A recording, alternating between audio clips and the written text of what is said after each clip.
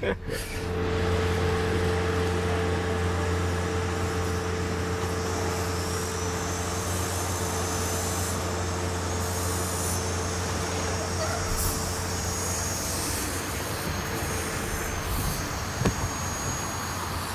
I've got a nice Harley over there. It's better than that for you.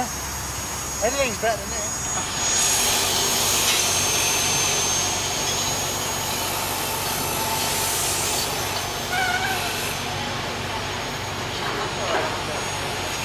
Okay. Oh yes, just right inside the door. There's a copy on the right hand side. So here we are. Here we are in the Blind Banger. Getting ready to go out. Do it all in the Genesis.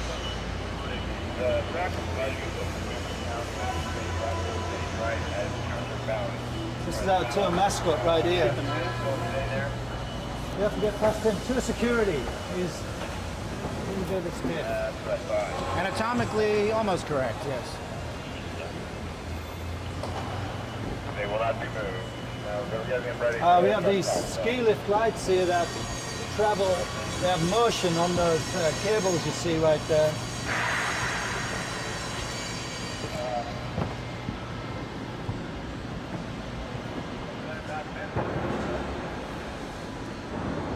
And the jumbotron screen control. Now you gotta run it, give me 20 in.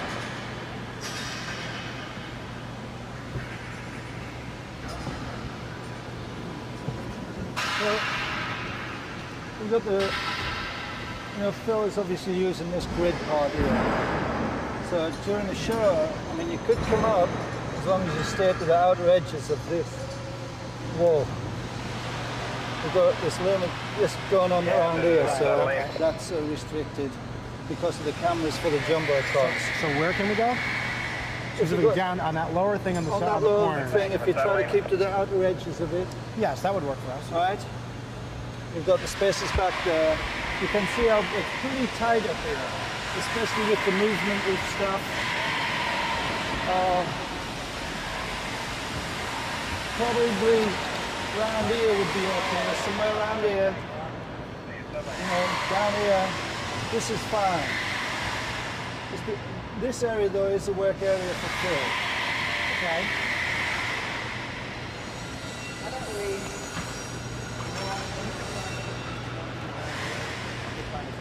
Yeah, you can get around this, around this outside edge, down here. Why don't we stay up where the teacher stopped? Okay. And then we'll head Right back at that back. It's very tight in the back. We'll go out the way we came out. Thanks, sir. Okay, thank you.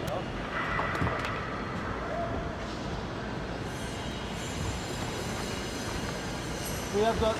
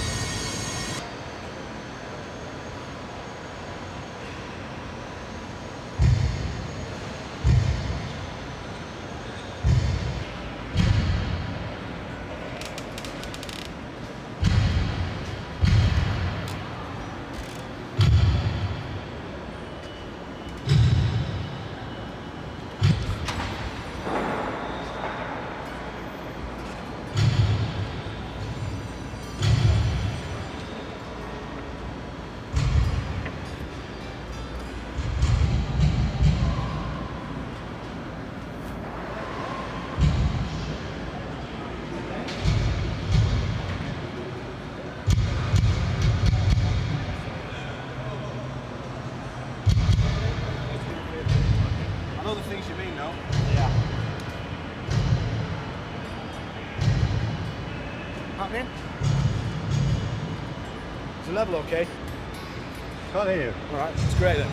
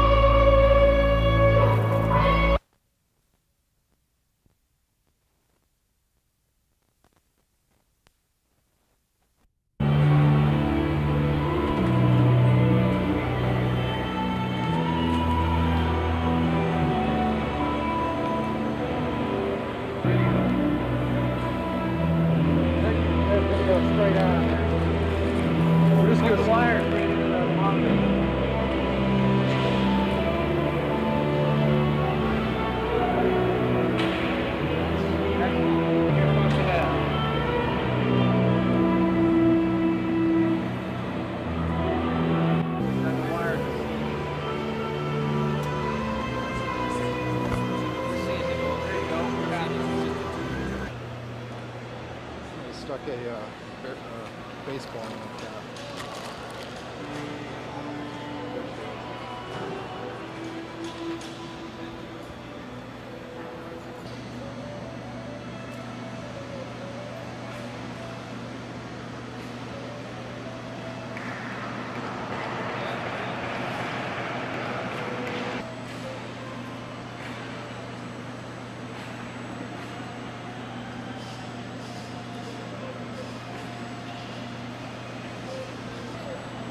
You know what? Forget that. Don't.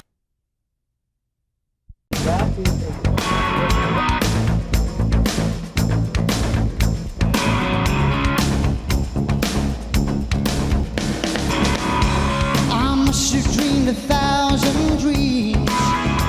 I've been haunted by a million screams, but I can hear the marching feet. They're moving into the street. Now did you read the news today? Well, they say the danger's gone our way, but I can see the fire still light. They're burning into the night. Well, there's too many men, there's too many people, making too many problems, but there's not much left to go around. Tell me why this is a land of confusion. Now this is the world we live in. These are the hands we give. Use them and let's start trying to make this a place worth living in.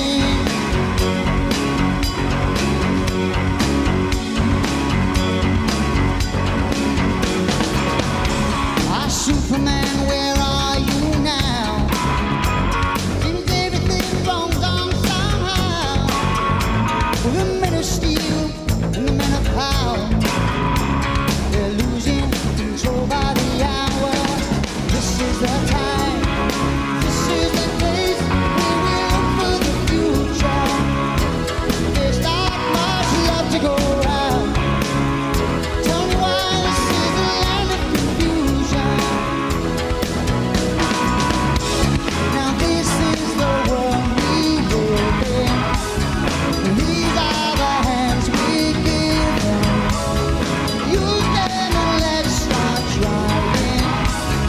Make this a place worth living in.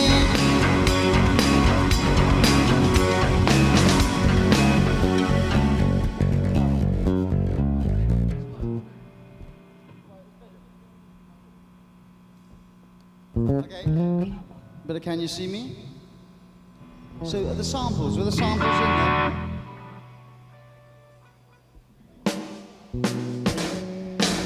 Okay, just checking. They weren't as loud as usual. It's probably good. I know, yeah. That's right, I must make sure that was.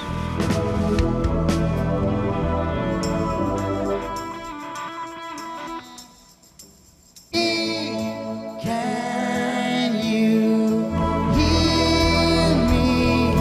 Can you see?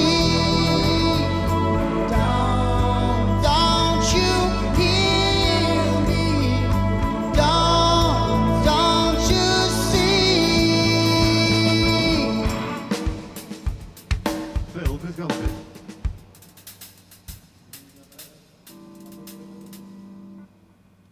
Tony Smith? Tony Smith, can I have a word? Please, but I can hear the marching feet.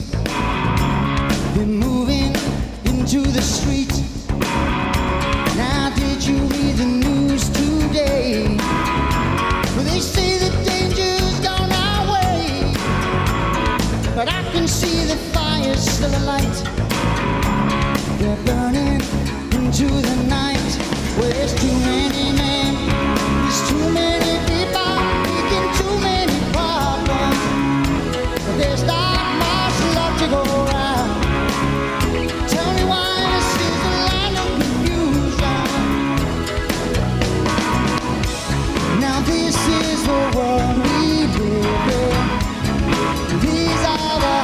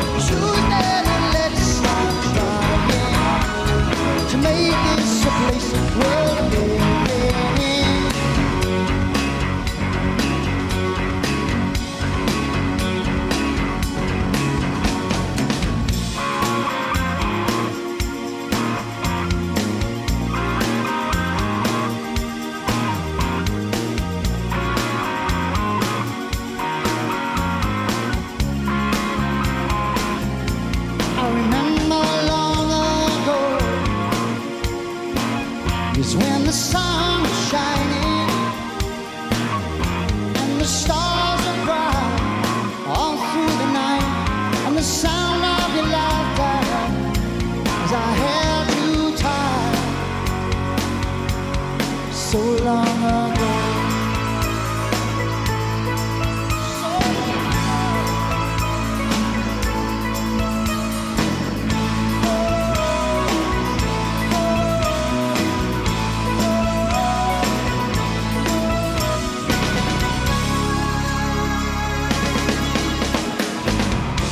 I won't be coming home tonight, 'cause my generation will put it right. And we're not just making promises that you know we'll never keep. 'Cause there's too many men, there's too many people making too many problems, but there's not much love to go around. You tell me why this is the land of confusion. Now this is the world we live in. These are the hands we give them. Use them and let's start trying to make this a place worth living in. This is the world we live in, and these are the names we give them. Stand up and let's start showing just where our lives are going to.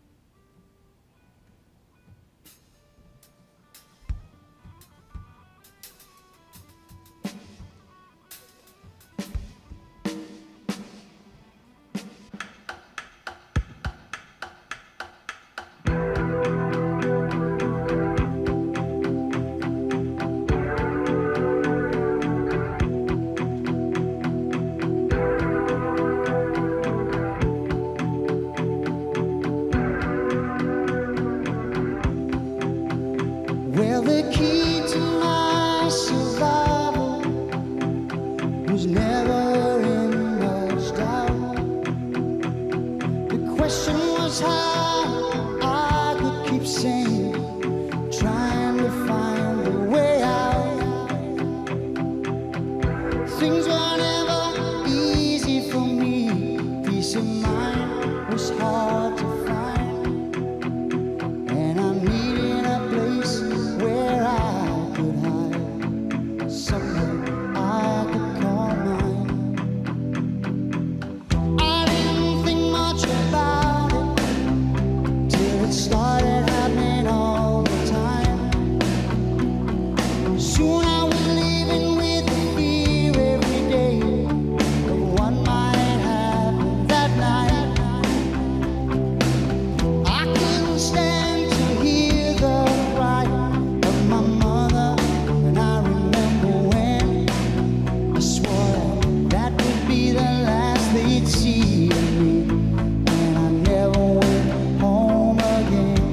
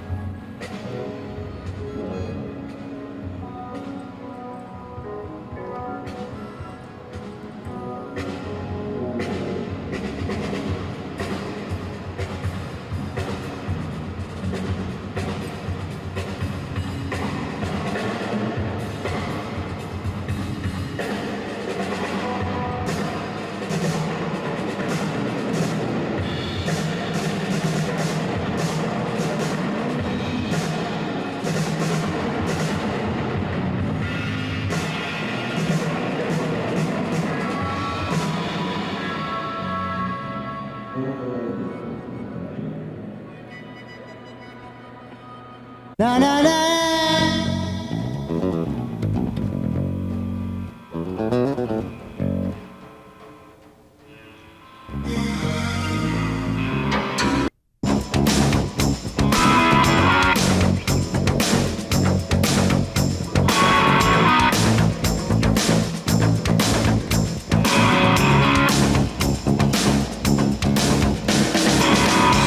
I must have dreamed 1,000 dreams.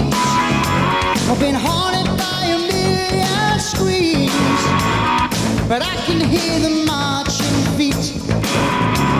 They're moving into the street. Now did you read the news today? Well, they say the danger's gone our way, but I can see the fires alight. They're burning into the night. Well, there's too many men, there's too many people, making too many problems. But there's not much left to go around. Tell me why this is a land of confusion. Now this is the world we live in. These are the hands we give. Use them and let's start trying to make this a place worth living in.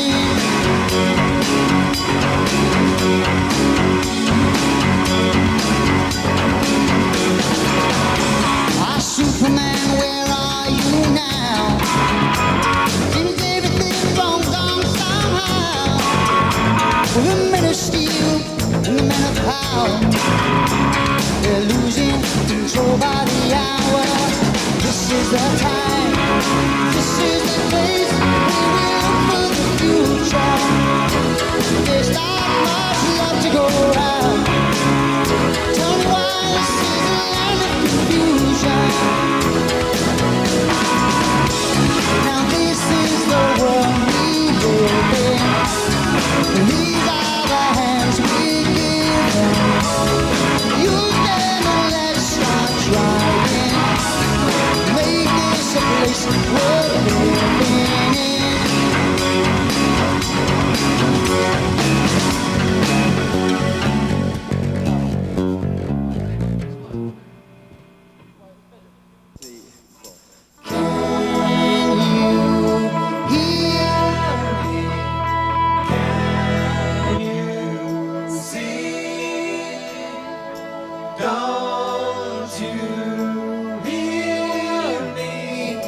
Don't you see? Can you hear me?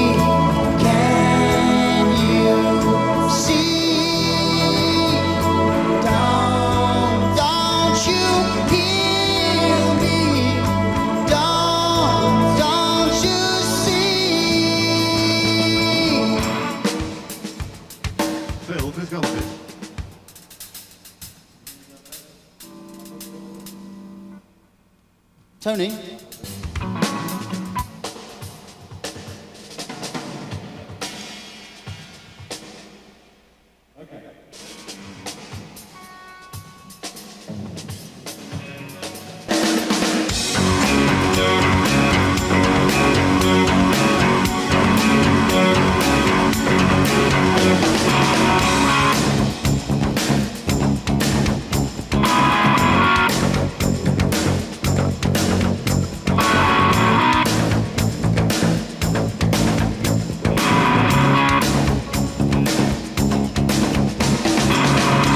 Well, I must have dreamed 1,000 dreams. I've been haunted by 1,000,000 screams, but I can hear the marching feet. They're moving into the street. Now, did you read the news today? Well, they say the danger's gone our way, but I can see the fire still alight. They're burning into the night. Well, there's too many men, there's too many people making too many problems. But there's not much love to go around. Tell me why this is a land of confusion. Now this is the world we live in. These are the hands we give them. You never let's start trying to make this a place worth living in.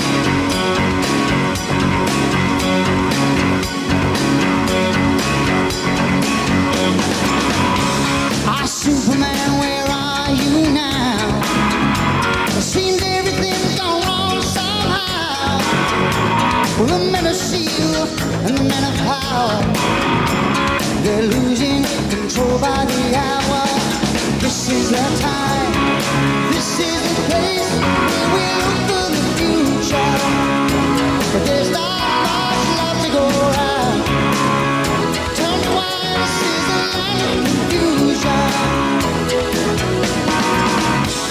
Now this is the world we live in. These are the hands we give them. Choose never let's start trying to make this a place worth living in.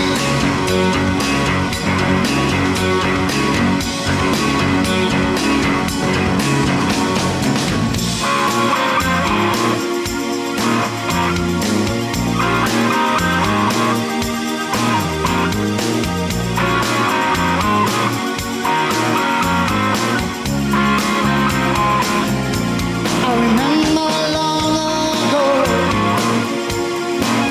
is when the sun was shining and the stars are bright all through the night, and the sound of your laughter as I held you tight so long ago. So long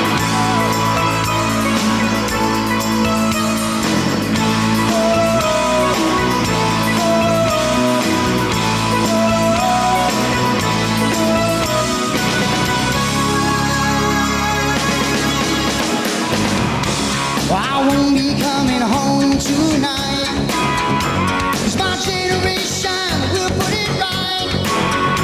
And we're not just making promises that you know we'll never keep. 'Cause there's too many men, there's too many people making too many problems. But there's not much love to go around. You tell me why this is a land of confusion. Now this is the world we live in. These are the hands we give them. You never let's start trying to make this a place worth living.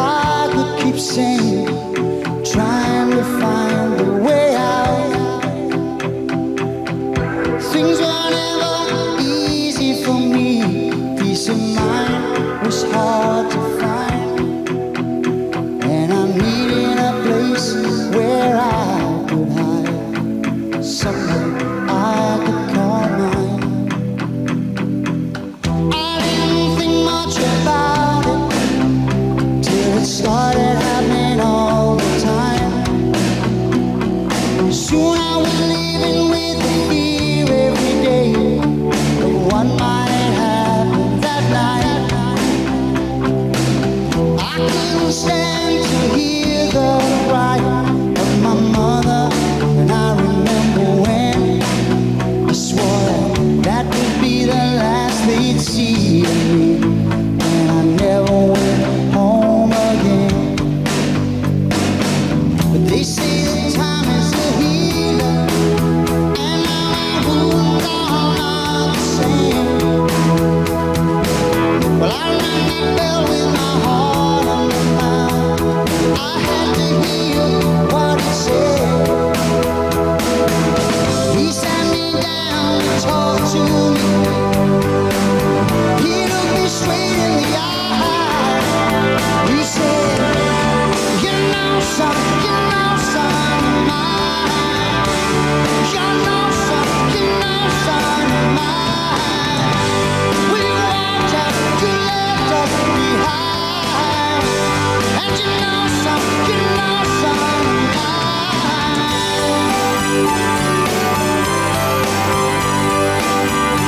All these words I heard, I'll never forget. And as the time went by, I lived to regret. You know, son of mine. But where should I go? Tell me, what should I do? You know, son of mine. I came here for her. Oh, I was looking for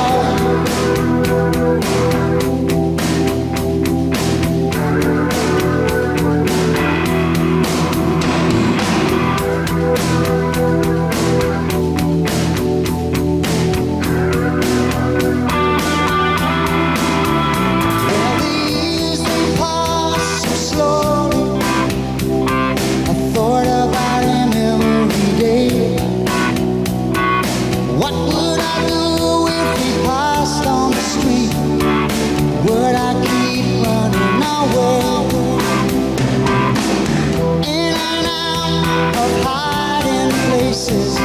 Soon I'd have to face the fact that we'd have to sit down and talk it over. That would mean going back. They say that time is a healer, and now my wounds are not the same. Well, I rang that bell with my heart and my mind. I had to hear what he said. He sat me down and talked to me. He looked me straight in the eye. He said, you know, son of mine. You know, son of mine. When you walked out, you left us behind. And you know, son of mine. No, son, no. All these words I've heard, I'll never forget.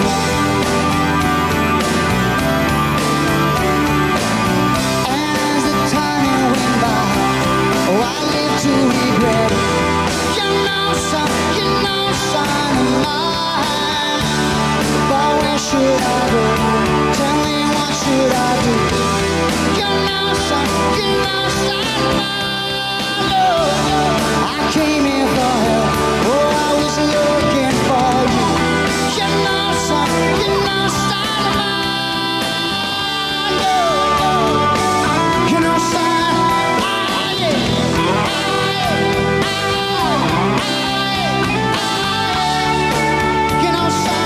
you know, son.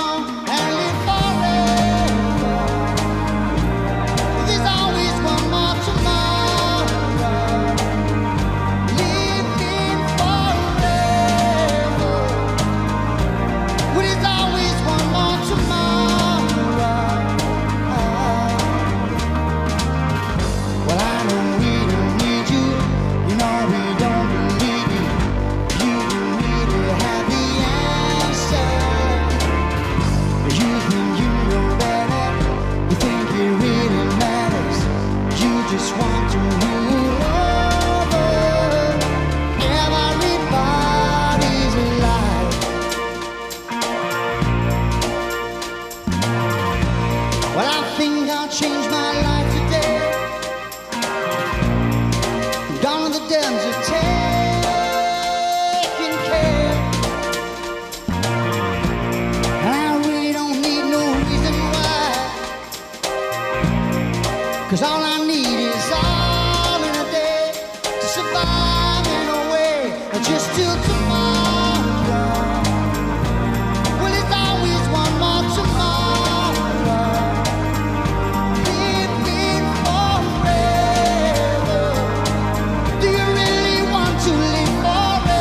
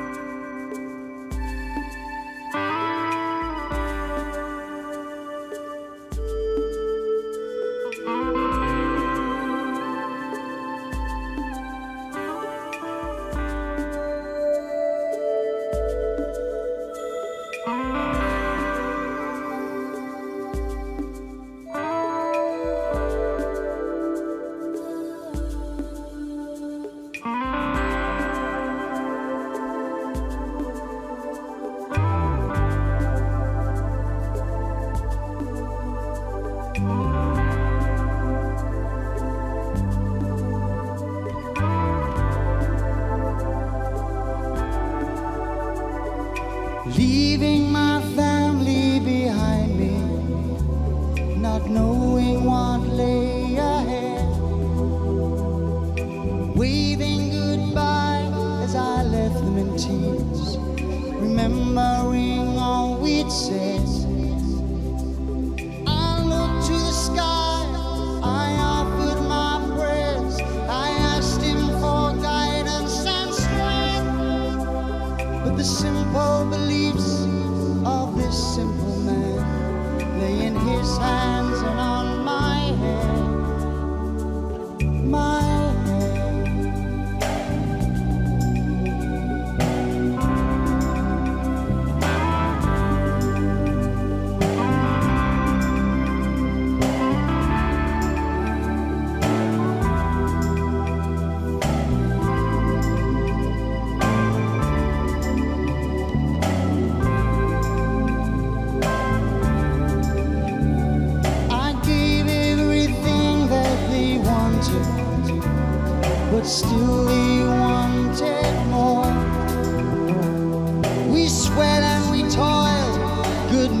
lost their lives. I don't think they knew what for.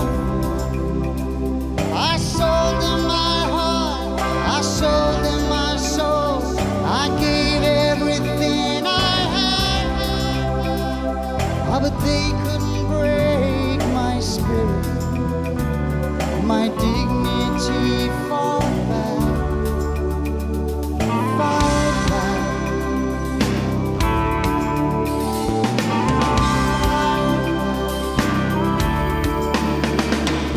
Can you hear me?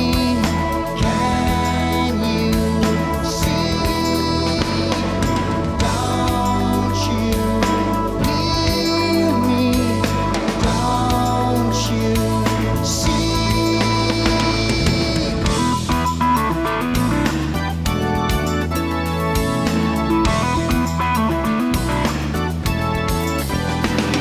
We worked in gangs for all we were worth. The young boys pulling the wagons. We were digging the tunnel, shifting the earth. It was then that it happened. No one knew how the cracks would be, but I didn't know this nothing. Stone fell like rain. Can you hear me? Can you see? Don't you hear me? Can you breathe?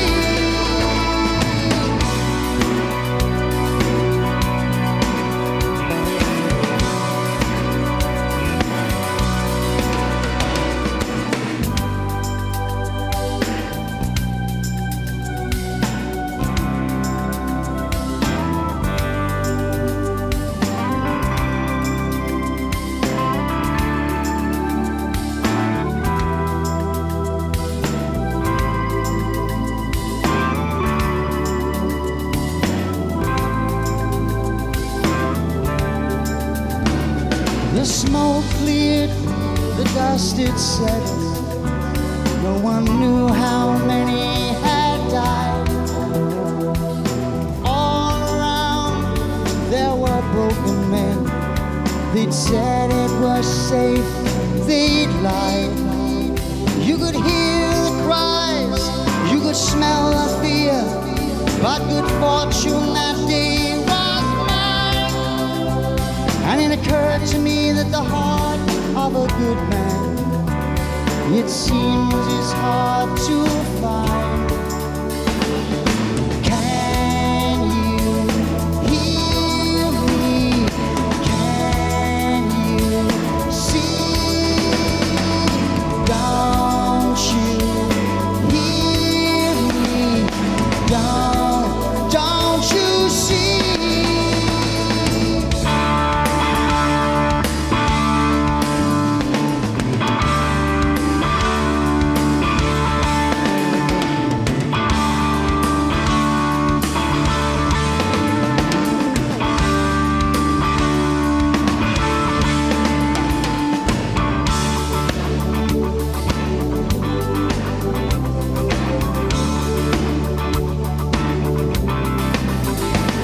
We worked, how we worked like the devil for our pay. Through the wind, through the snow, and through the rain. Blasting and cutting through God's country like a knife. Sweat stinging my eyes. There has to be a better life. But I can hear my children's cry. I can see the tears in their eyes. Memories of those I've left behind.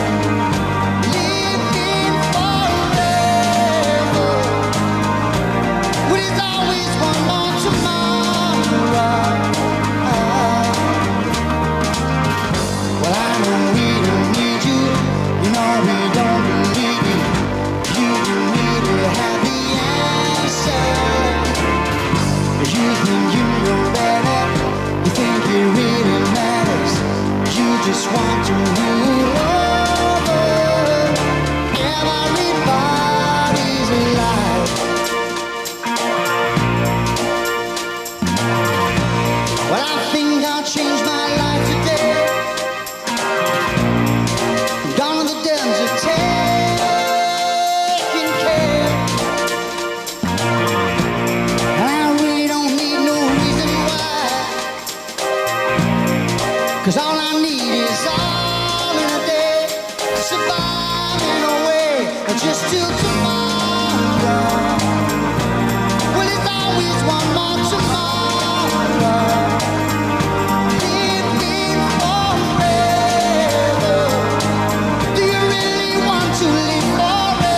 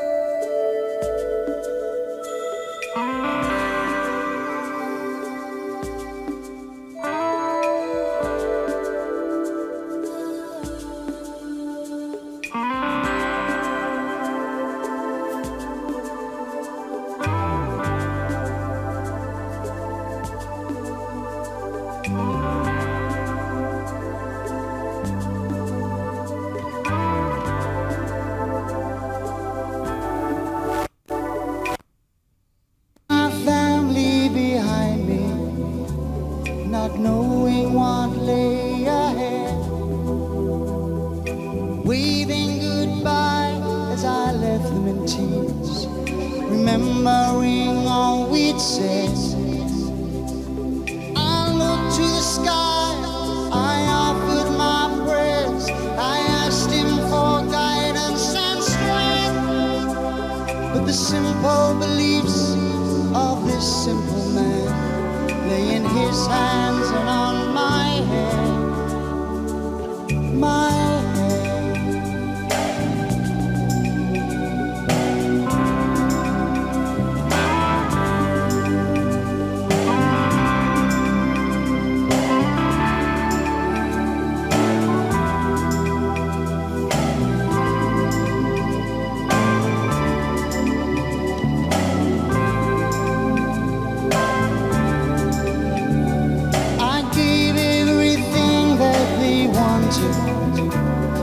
still they wanted more. We sweat and we toiled, good men lost their lives. I don't think they knew what for. I sold them my heart, I sold them my soul, I gave everything I had. Oh, but they couldn't break my spirit, my dignity fought back, fought back.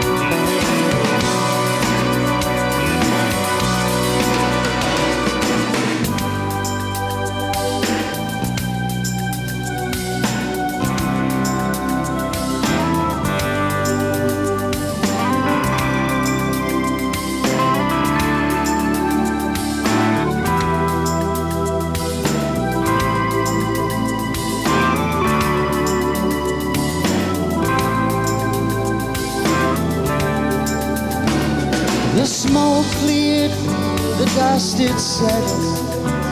No one knew how many had died. All around there were broken men. They'd said it was safe, they'd lied.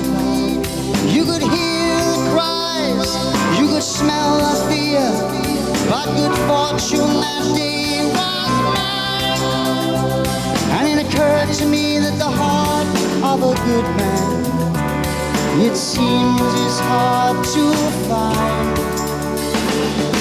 Can you hear me? Can you see? Don't you hear me? Don't you see?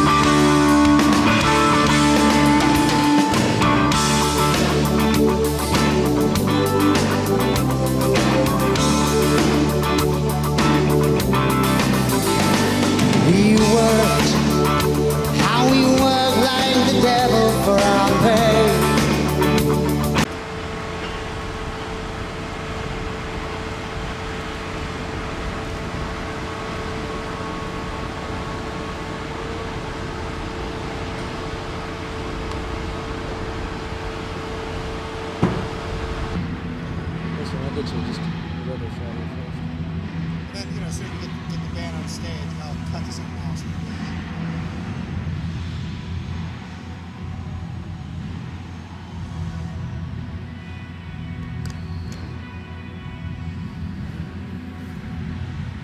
When you're ready to go, I'll grab the sticks. Ready to go? You're on? Go ahead.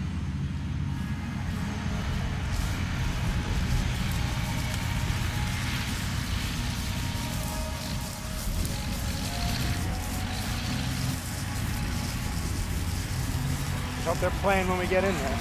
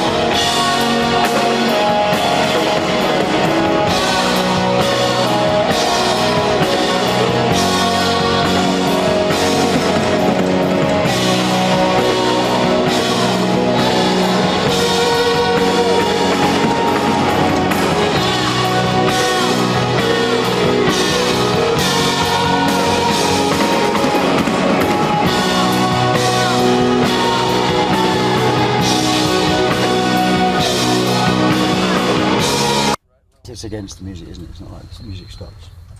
No. Oh, so you talk over it, man? Gather. Okay. We begin. Yeah. Shh, I'm talking now.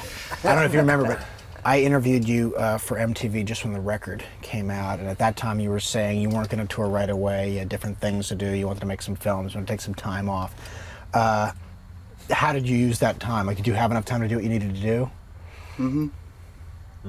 I can't remember what we said. We're feeling monosyllabic, yeah. You were gonna do nothing. You wanted to relax. You wanted to put time into like relaxing. I think actually our ideas of great big blocks of time off between the album and the tour didn't really happen. I mean, we did a lot of promotion before Christmas, November, December time. What did you do when I was working? In Europe. I did nothing. You did nothing. You did nothing for 2 months. And it went. Yeah, but it wasn't like that. It was 2 months. When you have 2 months of time, it goes a lot quicker than if you're doing 2 months of working, you know, because it just gets used up, I suppose. They made me do my film so they could have 2 months off. So the Three Bears is complete? No. This is another film. The Australian. This is the Australian film, yeah, which is called Frauds. It's called Frauds, and it's going to be coming out. I guess it'll be finished. I'm finishing it next week. My part of it, a dubbing part of it, but the Three Bears will be happening next year. When did you start? Did you practice in England or here before you came down to do the staging? How does your preparation for this work? Well, we did 3 weeks of music rehearsals back in England, really. So by the time we came here, we were pretty much there. Because the idea, we knew that this time was going to be mainly taken up with worrying about sort of what visuals, which are quite extensive on this tour, what they would do. I'm sorry. And by the time we came here, we were pretty much there. I like that. No. Okay.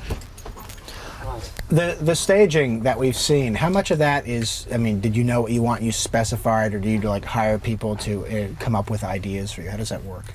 Well, we got involved last year with Mark Brickman, does a lot of designing and stuff, and we sat down and spoke with him about the kind of things we had in mind, how we wanted the show to look very different to what we've done before, and not basic around very lights as much as before. It's going to be just a stadium tour, so we're actually able for the first time to design a show that works just in stadiums, hasn't got to then go into arenas, which has always been our problem before. And we brought in these Jumbotron screens, which haven't been used in this way before, on which we're showing some live footage of us playing, obviously, and we shot footage and animation and stuff which goes with the songs. So it's given the whole thing a very different feel, I think. So I understand you purchased those Jumbotrons? Sort of. Yeah, we're hoping very much that we've sort of got sell someone them. to sell them on to. Otherwise, you know, the tour may have to be extended indefinitely. There's three of them. We have one each. I suppose. They are incredibly expensive, those things. I don't know if you've ever tried to buy one yourself, have you? I'd rather advise anybody watching perhaps not to buy a Jumbotron, actually. Did you have the? I know U2 has got their Zoo TV thing going on. Did they come out? Did you already know you were going to do the big TV screen when they did that, or did you see their show and like it, or is there? We haven't seen their show. I mean, we planned this last sort of September, wasn't it? Late summertime. We were talking about it. The idea of using the screens and going a little bit away from the lights, using the lights differently. So I don't know what they were planning then. When you're performing, how aware of you is this? How aware of the staging are you?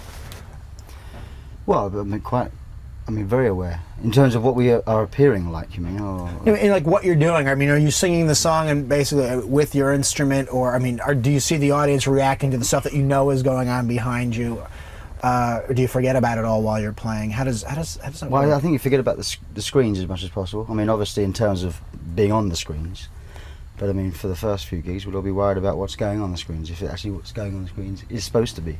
That's it. I mean, we've been so involved in what is going on those screens that we know every cue backwards, you know. So if a cue doesn't happen up there, we'll be conscious of it. But it is quite important when you're playing to try and not worry about it, because it's such a distraction. And quite honestly, the music, you know, it's quite a difficult show in terms of technically to play. Got enough to think about with that, really. And so you should get to the stage where all you're thinking about is your own job. When you stage something elaborately or largely, are you like looking to see if the audience is responding to certain things? Are there like staging cues that you hope produce a result and they do or they don't, or you're aware of them or not? Is that? We tend to, well, it's up thus far, let's say, on our career, we've had a pretty good idea when things are going to have the effect we want, you know. But we have said before that sometimes when things haven't worked, effects haven't worked and things, you get the cheer at the same point. You know, and we've tried to work out what it is, you know, whether it's because some of the crowd who came some other night saw it and knew there was a cheer at that point as they cheered again, or whether it's just something in the music, you know, because we always tried to match high points with the visuals with high points in the music. That's always kind of how we work. So the two do go together. How'd you select this place to do what you're doing? Well, I mean, we had trouble trying to find anywhere that was indoors that was tall enough to take the rig, because it's very tall and very long. And there aren't many places that are tall and long, and you know, undercover. So we're going to be moving out of here soon to a stadium, Texas Stadium, and carrying on rehearsals there. Do you know where the blimp is?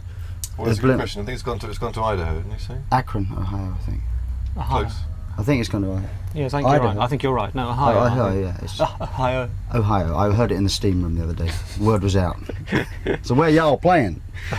Well, we're at the blimp hangar. Oh, they got it in Ohio now. Terrible accent. Yes, it was, wasn't it? I'd like to. You can edit that bit out. Talk about set list. Not so much what your set list is, but I mean how you pick your set list. How important it is to get a set list coordinated. I mean, I would think with staging a set list is a lot more than deciding what songs you're going to play when. Just from the beginning, how and when do you decide what you want to perform? We tend to start really with the new album. We played most of it and dropped a couple of songs, I think. You want to play all the new stuff you can. I mean, the whole reason really for going on tour, I think, for us is just to play some new music to the fans out there. So we start with that, and then before you start, you kind of, you know, you remember back to the end of the tour before, the Invisible Touch tour. You know, towards the end of that, one or two songs are starting to get due for sort of semi-retirement, put out the pasture. Things like ASCAP, and you kind of know that, so automatically you've got a sort of phasing out some of the older songs. And then you kind of just juggle a bit. It becomes obvious because you've got a lot of these kind of songs, and you need one of those kind of songs, you know, and it takes shape. Didn't really think visually, did we? I mean, you think musically. Work out the musical set first of all, you know, and then work out how to enhance that visually. I kind of feel sorry because the other day there was a song we worked on. The lighting guys worked on all night until about 6 in the morning, and on this one song we came in without even knowing that they'd done that, and said we'd drop that song. We decided that day, remember that? I kind of felt sorry for them. Still dropped it. Yeah. Oh, you're a hard man, Mr. Banks. Yeah. When you talk about needing a type of song, how do you, at all, if you could just explain basically, you know, how you look to pace a set list or what the idea is why you need a certain type of song or a certain feeling song at all to make a show work? Well, you know that certain kind of songs work well live. You know, with Genesis, we found that the slightly longer songs have always been easier to get across visually. You can do more with them, and you can draw an audience in more. You know, and so I think they become sort of linchpins of the set, really. And so you pace them throughout the set, and then you kind of find the songs to contrast with them. You've got certain things you know work well live, you know, from the last tour, you can bring them back, and certain kind of songs you're pretty confident will work well off the new album. Then you have one or two songs that you want to play, but maybe the audience is not quite so ready for, so you shelter them slightly, you know. And, psychological warfare. Yeah, it is a bit, really. You've got to work the whole thing out so that when you do something that you feel for one part of the audience is going to perhaps find a little less interesting, you try and come back with something they will find more interesting. And we're doing sort of like, we are doing old stuff in this set, some new old songs, if you know what I mean, not the ones we did in the last tour, about 20 minutes of that. And, you know, for some people that will be the high point of the set, and for other people that will be a low point, you know, so you've got to make certain that you come back, you know, with the right sort of thing. Yeah, I guess that's what I'd like to talk a little more, like why not just play your songs in alphabetical order? Because, I mean, the thing is basically, we've always spent a lot of time on the pacing, and it makes so much difference. I mean, you know, we've played sets and you change a couple of songs around, and the pacing comes right, and the show gets a lot better. I mean, I'm amazed occasionally you watch bands who just sort of do 10 loud songs and then 10 soft songs, you know, they kind of don't really think about it. It's a pity because it can affect how good the show comes across, I think, a lot. Do you historically change your sets once you've been out for a while? You decide that maybe something else would work better than what you're doing? Well, you get, it's very hard, when you get an order with so many songs, like a 2.5 hour show, when you get so many songs that work in a certain way, there aren't that many alternatives. I mean, yes, you can, in theory, we've had songs that we'd take one song out and replace it with another one on different nights. That can happen.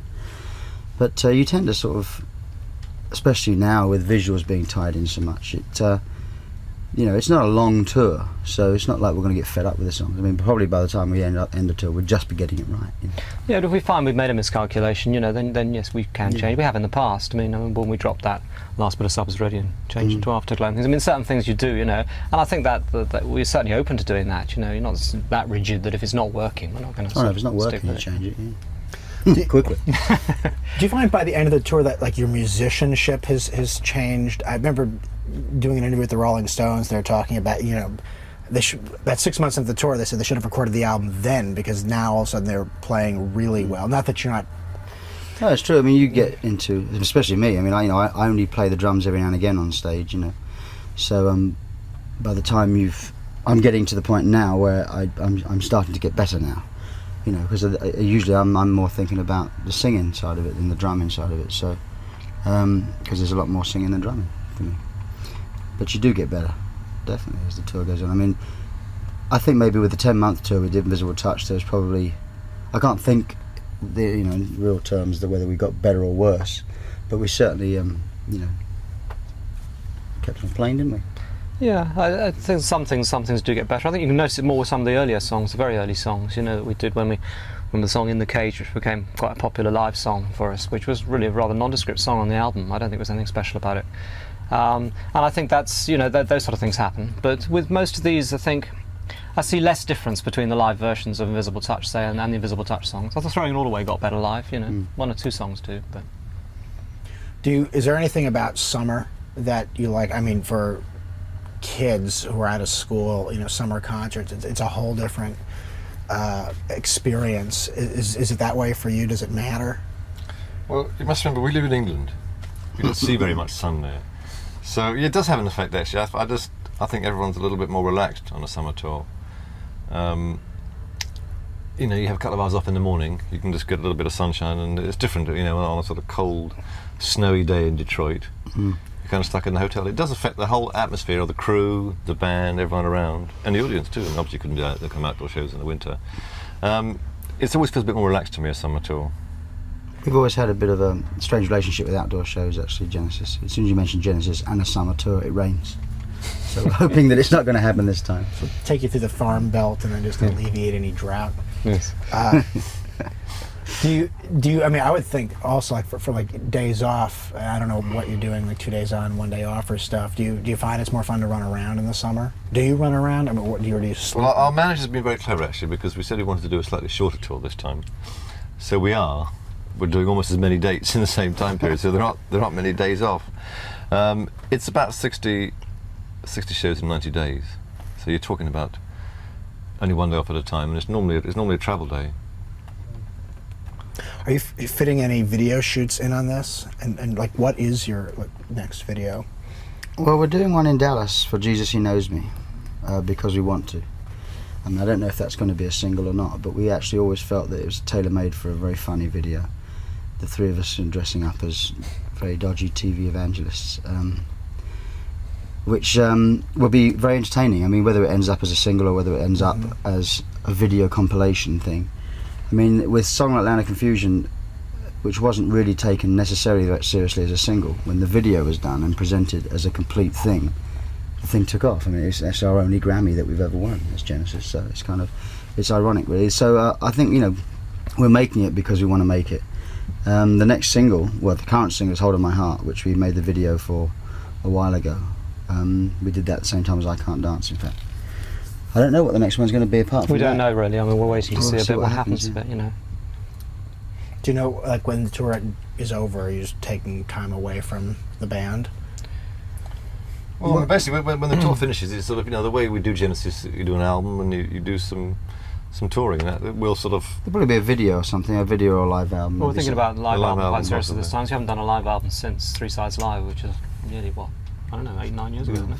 It's a long time 40, ago, so it would be 50 nice to do that. There might be, you know, there's lots of songs we're doing now that we haven't, you know, that haven't been on a live album before. Plus, obviously, one or two songs we might take from previous tours that had never appeared on live albums as well. So it'd be nice visually, to it could do, be you know. interesting as well, the tour. So visually, it may be Yeah. a video as well. I don't know.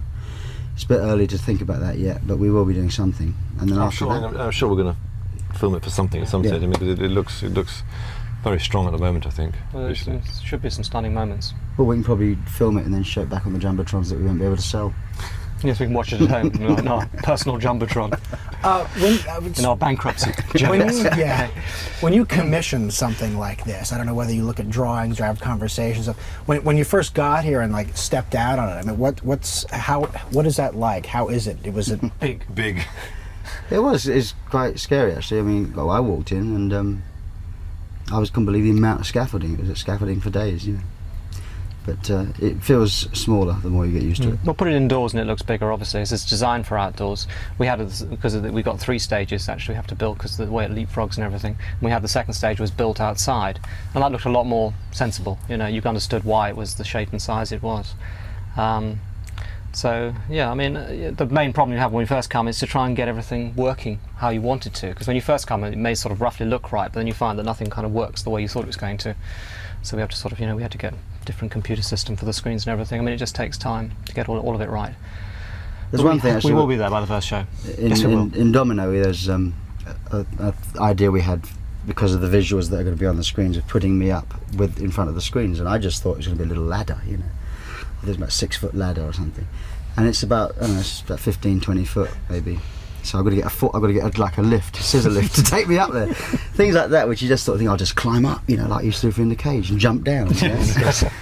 No, it's funny because it's weird. It's big, but in being big, it's actually been designed to actually focus more on the band. I mean, you know, when you go and see bands at these outdoor gigs, they've got these big screens either side. You don't know where to look at them or the stage. And there's an awful lot going on. You know, the whole thing is focused much more centrally around the group, so it becomes more one thing. So although it's big, I think you actually get a feeling you're seeing the band more than you would normally. It's a very clean look. Yeah. Kind of just standing in front. It's kind of minimal look in a way, isn't it? Minimalistic sort of look. Especially when the scrim's down. I mean, obviously you see a lot more scaffolding than you will be able to. What are the mannequins for? So when we're doing lighting cues, we just personal relaxation. So we enjoy ourselves. No. When we're doing lighting cues, we stick mannequins up there to take our place. Families aren't. We all rather fancy Daryl's one, don't we? Actually, the big hip one. Yes, large hips. But no, it's useful because when you're doing the lighting cues, particularly with the jumbotrons, when you're doing live switch in particular, the whole stage takes on the colour. I mean, screens take on the colour of the stage, obviously enough, and it affects the lighting cue to such an extent because we've got the screens behind the group that you really can't judge any lighting cue without it if it's going to have live switch on it. Having said that, about 50% of the show, you know, will have things additional to live switch. I mean, there's quite a lot of other stuff going on, which is perhaps where the most exciting stuff happens. So that's what the mannequins are for. That's the stuff. The mannequins. I was just taking it on. Oh, you're moving on. Okay. Moving on. Yeah. The video installation is pretty. The control section is. Yeah. About a basic. Yeah. That's the thing, you know. It's not a cast of thousands, but it's actually there's more people to talk to and to get a decision through to, you know. So it's kind of that can take some time. I mean, there are about 4 lighting operators, you know, and it is a little video studio. It's as large as our control room. It's been hard for us because we don't tend to ever just sort of. Some bands come along and have a chat with the lighting guy, and then just off he goes, does his thing, you know, and the video switch guys do their thing, and we kind of tend to get very involved, so that the final thing you see is something we're happy with, and we have a lot of input into it too. So it's been quite hard the last few weeks, but I think it makes for a better show. And we've always thought very visually, you know, right from when we first started playing live. I mean, you know, I think we're one of the first groups to think in visual terms, you know, and that's, I mean, the first live album we ever did with just the sort of, when we just put this scrim at the back and shined UV light on it, was a very sort of very strong effect, you know, and I think that was a sort of something that people hadn't seen before. And ever since then, we've always taken a great deal of care about the way it looks. So as a band, you've really got a very deep audience, and there's people who come out to see you, who've been seeing you for a very long time. Is what you're saying, is that an expectation that you're playing to, or what am I asking? Do you think people are coming with visual expectations? I think they always do when they do Genesis, because we, as Tony said, we've been doing it for such a long time. They always know, which is probably why, I mean, fingers crossed, in such a climate, financial climate that we live in the recession, that people are buying our tickets because they kind of trust us. I think there's not they know they're going to see something. They know there's going to be a couple of hours at least of music, so they're going to get more value for money from that point of view. But also they're going to see something that, something they haven't seen before maybe, and also they're going to get a complete show as opposed to something that's just thrown together. And a lot of bands don't do that. I mean, but there are some that do, and I think people don't want to get burnt. You know, they've got so much money to pay for tickets and records, so they're going to spend it wisely. We need to change tape? Yes, That's about? Yes. Is it jam? No, it's all working fine. It's marvellous. It's communication. It was actually. That's what we actually went to tell us. I got set up a room service and food. Yeah, I thought we get out. I went there, and then the rest of us empty. It's just the 3 of us. Both cameras rolling? Still better though, wasn't it? I was better, yeah. Okay, I need to Who's the third? Sorry, we're back. Yeah. Mel, I mean. Your manager, yeah. I need to re-ask a question, which is the first thing I wanted to know. I would like to know what you've done with all your time off since you put the album out. Well, I made a film. I made a film in Australia, January and February, which will be coming out next February. What did you do, Mike? I didn't do very much. I took January, February off. I was recovering from the Mechanics album, going straight into the Genesis one. So I hadn't had a sort of gap, and I had 2 months off that went just like that. Well, I was doing certain things involved with this solo album I got. It's out actually. Oh yes, we haven't talked about that, have we? Still available on Giant Records. Number, I can't remember what it is actually. Which, you know, I was doing a little bit more in England on it and preparing for what was going to happen out here, really. Which is, you know, but to be honest, that didn't take up all my time. Did the usual things, a lot of gardening, golf, you know. Do you guys do any, like, is there a getting in shape period before you come out on the road, or do you not concern yourself? Try to. Yeah, try to. I've got a gym at home, and I try to do my little bit. You know, especially with you being in these 30-foot by 20-foot screens, you know. One doesn't want to look like the Goodyear blimp. So one tries to do your bit to try and vanity. Look, well, you know, have your photograph taken and put in the paper every day. You want to sort of try and look as nice, as good as you can. So. You know, having toured so many times, really, I mean, do you know before you go out what the pros and cons of a tour are going to be? Do you know how to prepare and what to pack, and you know, is it harder physically or mentally? I mean, just you know, what are you looking forward to and not looking forward to? I think we're still searching for the perfect way to pack. I was actually down in the luggage shop today trying to work out whether to buy a case with a double compartment or and these are the big decisions in your day, you know, where am I going to put the shoes, and can't decide actually about. He's a very good packer. I'm a very good packer. Things come out the way He's they a go. terrible packer. He puts the tissue paper back in his t-shirts, right? Folds them neatly and puts them in his trunk. Well, that way they come out every night. Yes, they come out the way they go in. That's the thing. I'm probably the exact opposite, you know. Yeah. As you can probably tell, but there is an art to it, but I think we're still striving to get there. Yes, there's more to it than packing, though. I can't remember what your question was now, but doesn't matter. Well, there's more to touring than packing, though. I have to say that. It's a very important thing. But besides packing and playing, I'm afraid you're wrong there.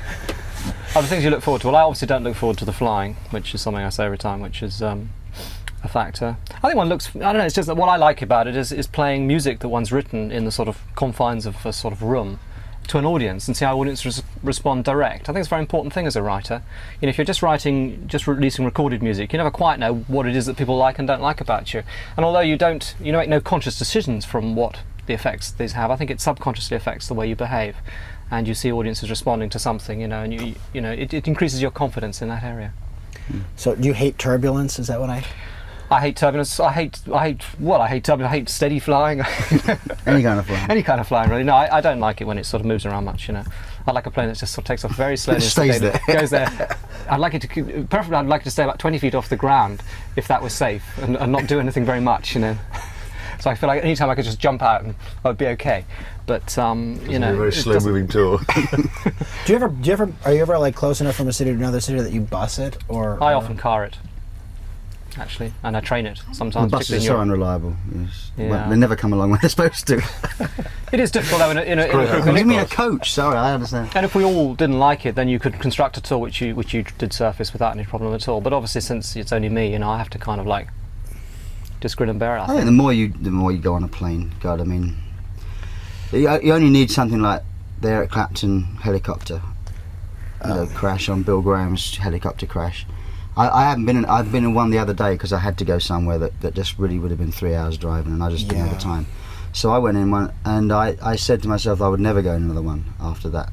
Those two incidents. The one with Stevie Ray Vaughan and Clapton's guy. I don't know if you've ever played Alpine Meadow. I mean, it's flat. It's practically, they say there's a mountain. It's a 30-foot high hill. That was and everyone flies in there. You fly in there when you play there. We had just shot there. I had shot there a couple weeks before. That was.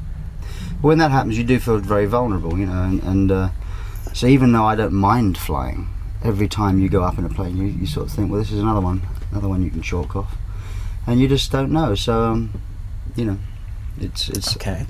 Driving a car is probably marginally safer. Have you all been paying any attention to the presidential process, the election process here? Do you have any take on what's going on? I did a bit more when we were back in England, actually. Since I've been out here, I haven't really sort of seen any news at all, you know. But I think in England it was quite reasonably big news for a while, and then we had our own election, you know, and that kind of took over, really. Everyone got a bit bored of, because it goes on for so long in America, you think, you know, it's still going to be there when you come back, you know. we just take a month over it and sort of everyone gets very excited, and then it's back to the American one, which is still going, you know. They sort of start doing it after they've just got the guy elected. Yes, right. We have a sort of a 16 magazine question here. I don't know what it's for, but the question is, what is the biggest lie you've ever heard about yourself? Biggest lie you've ever heard about yourself? That I was short. Well, I have no answer to that. There's so many. Tony Mandich? What about us? Poor old Tony. Well, Tony, he works for a record company. Until this story gets aired, he'll be working for the record company in Los Angeles. And we had one instance. When San Francisco was never very good for us. It's okay now, but it never used to be particularly good for us. Musically, we weren't compatible, I don't think, with what was going on in that particular city. But so we asked one day whether our Winterland shows had gone on sale yet, and he said, "Oh yes, it's sold out. It's fabulous. 2 shows." And then I went back to our manager and I said, "That's good news about Winterland, isn't it? It's selling out this time." And he said, "What?" I said, "It's sold out." He said, "No, they haven't gone on sale yet." So that kind of. You always get a few of those. Tony, actually. We love you, babe. Okay. He doesn't do that anymore. I'm pretty much done. Do you have any... I'm going to drag it out for our sake. No, we've got all this time. Completely off, and we are done, but just only because it happened. Did you see, are you up on the Rodney King case and the verdict? I saw it last night. I just asked what your reaction was? I'm not that surprised. I'm not that surprised at the reaction to the. I can't believe that result. I mean, it's been in the pipeline, hasn't it? Something like this would happen if it was going to get that kind of result. I feel it was very badly handled, to be honest. But the way they tried it in that particular courthouse. The only way they can get out of it, I think, is if they go for a retrial and take it to a higher court. Trouble is that one is always speaking from what is a fraction of the knowledge. One's making all these judgments and things. One has no real idea what's going on. Presumably the jury made their decision based on something. I have no idea. Yeah, it can't have been based on pure prejudice. If it was, then obviously it's ridiculous. Yeah, I think it's that where the case was held, where the hearing was held, and the guy was at a police record, but it's a blatant piece of some guy being beaten up by about 7 or 8 policemen, and even if they said he was innocent, it just should have been handled better, because it's just a time bomb. Yeah, it just seems like there's something's missing here. Whether it was justified or not, everyone's wondering, well, how come 7 people can beat on someone like that and no one is found guilty of anything? I'm done. Could we do a Week in Rock introduction? Sure. We're Genesis and you're watching. We Can't Rock. Yeah. We Can't Rock. We can't dance, but we can't rock. Into the camera when you're ready. So what are we doing? So hello. You got a 3-piece, yeah? I mean, You go. You're watching the Week in Rock. Yeah, get cozy, guys. We are cozy. I don't need to do it. I'm just saying we're going to do it together. You're the actor. Okay, I'll do the actor. I'll start. Well, you start, Tony. Oh, I see one of these. Okay. And I'll do last. You ready for us? Hello, I'm Tony Banks. And I'm Mike Rutherford. I'm Phil Collins. We are Genesis, and you're watching the Week in Rock. Thank you very much. What's the Week in Rock? I thought it was the Week and Rock, you see. No, That's why I said We Can't Rock. I know, I understand why you said that. Right. Well, why don't you do a We Can't Rock then? We can't You can do that. No. I'll be scriptwriter, but not actor. Hello, I'm Tony Banks. And I'm Mike Rutherford. I'm Phil Collins, and We Can't Rock. Lead on MTV. Thank you. I feel that's going to be in the archives. Okay, you guys know there's another camera here. Well, you said look at the camera, so we looked at it. That's perfectly fine. It's perfectly fine. Is that a camera? That's a camera. It's like the ones I've got on my